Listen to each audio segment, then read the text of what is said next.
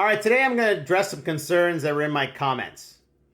As always, the great Canadian housing bubble, World War III, and what's going to happen with rates. Because there is a lot of conflicting information out there.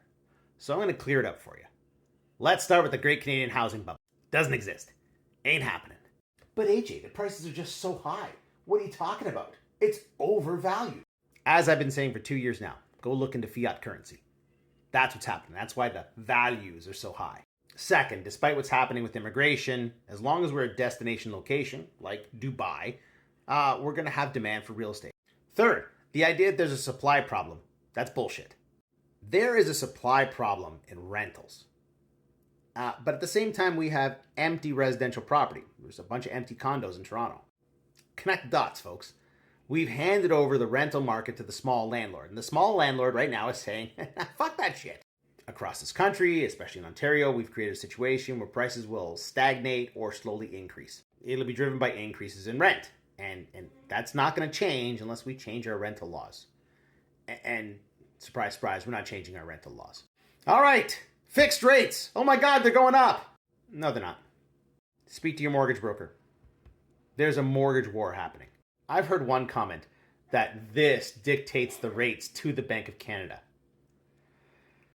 What the 5-year Canada bond dictates is what lenders can offer to the public when it comes to a 5-year mortgage.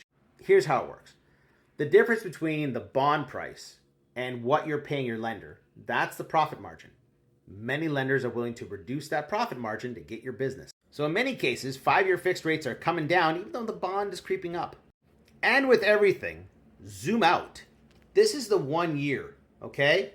Over the course of this year, as we've been cutting rates, the bond has been coming down. Will the Bank of Canada continue to cut rates? Oh yes. That's not just my opinion. Smart people know this is going to happen. First off, the Bank of Canada has said that it wants to get to the neutral rate. We have to cut another half a point just to get to the top end of the neutral rate. So we're going to cut another half a point at the end of this year.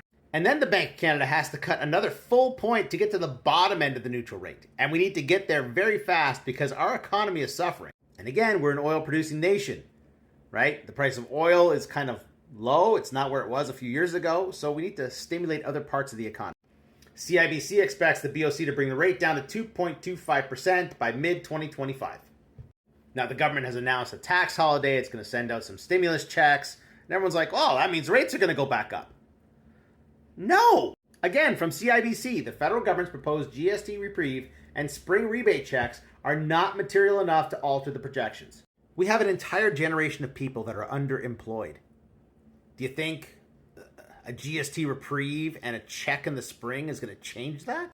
That's a major issue. We got to get those people to work. We got to get them building new businesses or get them on track to being very productive in the future.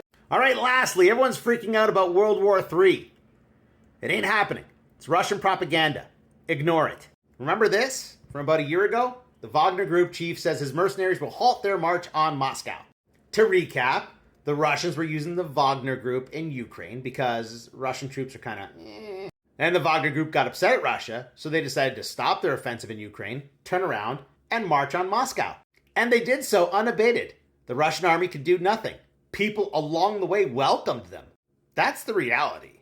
If a well-trained army lands in Ukraine and decides to march on Moscow, Moscow can do nothing. Because we've already seen what's going to happen. Russia is spending millions, tens of millions of dollars to push pro-Russian propaganda.